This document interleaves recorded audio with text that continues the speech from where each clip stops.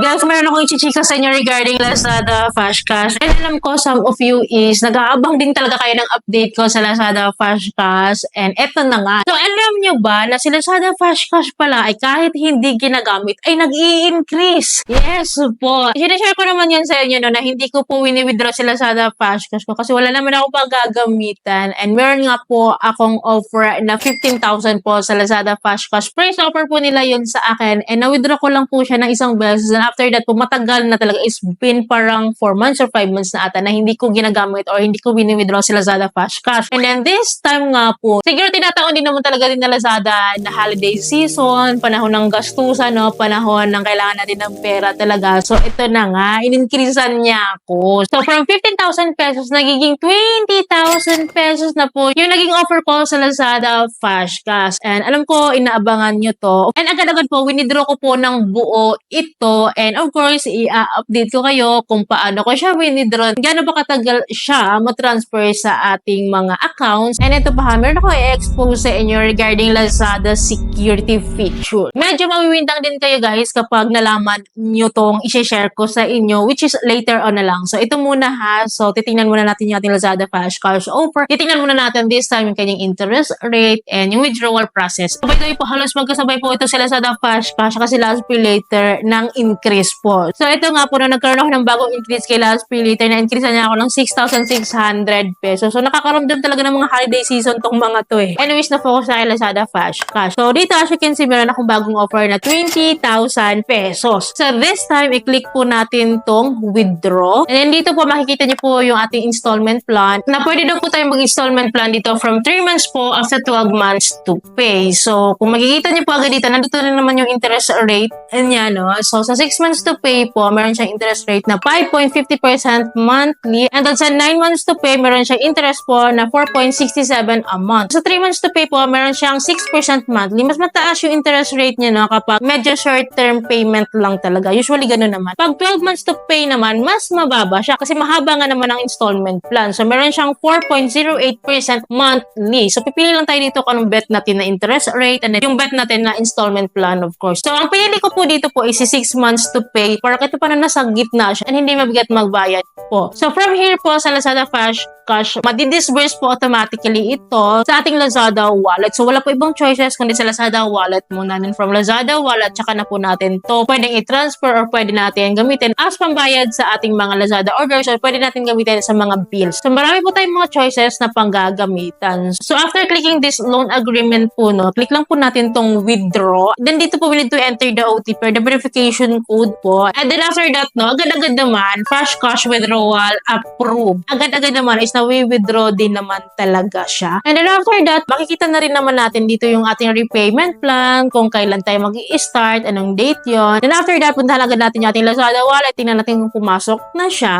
And then as you can see, agad-agad naman is nag-reflect na rin naman dito yung 20,000 pesos nga po na withdraw natin sa Lazada Flash Cash credit natin. So anong gagawin kapag nandito na sa Lazada wallet? So kasi meron akong bibilin dito sa Lazada talaga na malaking amount siya and hindi kaya po ng last pay later ko. So dito ko siya kukunin, installment form pa din, pero at least diba kahit paano cash natin tong ibibigay sa Lazada order ko. So meron akong big amount na order dito, which is ito po yun na nagkakalaga po siya ng 7,069 pesos. So after using that, of course, sa 20,000 pesos, no, ang matitira ko na lang, no, is 2,930 pesos. So ito yung natitirang amount ko po na ito, gusto ko po siyang i-send or transfer sa aking GCash account na po. Kasi yun po talaga pinakamabilis na pag-transfer talaga through GCash account po. Kasi kapag sa bank transfer po talaga, it takes 3 to 5 days bago siya pumasok sa account natin. So si GCash kasi, based experience ko, within the day lang, papasok siya. Basta nasa banking hours lang tayo. So click lang po natin tong withdrawable deposits nga po na 2,930.82. Click lang natin tong let's start. And then, i-input lang po natin yung amount po na i-withdraw natin. Isasagad na po natin na 2,930. So wag na natin isama yung 0.82. So 2,930 pesos. And then ang aking bank account nga po dito is through GCash. So, pwede naman po tayong pumili ng other payment channels or other withdrawal method. So, anyways, nami-waive po pala yung kanyang transaction fee na 5 pesos lang naman, di ba? Continue tayo. And then, after this one, confirm lang natin tong withdraw. So, i-click lang po natin tong send code dito para makareceive po tayo ng ating verification code. I-enter po natin dito. So, ito na nga. Ito na yung revelation ko sa inyo, ha? Kasi medyo nawindang ako dito, dahil Lazada OTP.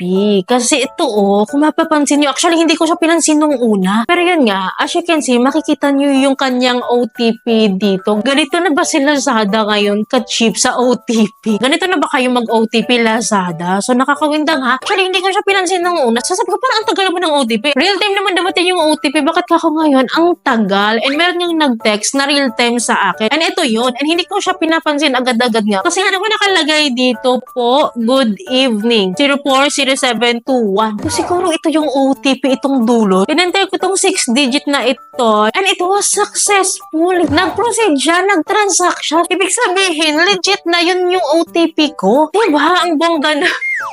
Nawindang talaga ako dito, guys. Kasi nga naman, napaka-informal ng kanyang pagbibigay ng OTP. Hindi naman ganito mag-OTP si Lazada eh. Di ba? As you can see, tingnan nyo yan. Nakakawindang, di ba system-generated itong mga OTPs, verification code. And dapat nakalagay dyan na from Lazada talaga. Which is, ang nakalagay lang dito is phone number. Magtataka ka, mapapaisip ka talaga na ito ba yung phone number ng employees? Tapos mayroong typographical error. Minanual nila yung typing ng OTP, which is hindi nila nabura itong po good evening na ito. So, di ba? Medyo mapapaisip ko talaga sa security ni Lazada. Ang cheap talaga. Kasi yun ang cheap. And hindi siya nakaka-legit tingnan. Napaka-informal. I hope na sa Lazada, ayusin nyo tong ganito. Kasi medyo informal. Parang hindi siya kapanipaniwala talaga. And I don't know kung sabotage to, but it was successful talaga nung in-enter ko siya. Anyways, ang pinaka-concern ko naman dito is yung aking pera na dumating sana siya sa aking account mismo despite this informal verification code na text messages na ito. Anyways, no, balik tayo dito. As you can see naman, nag-process naman siya. Nakalagay dito, this process may take up to 3 business days, pero hindi naman to nangyayari talaga usually within the day kapag si GCash. So anyways, after this verification request, 1 hour lang po nakalipas, na-receive ko po agad sa akin GCash account po yung 2,930 pesos po na ito,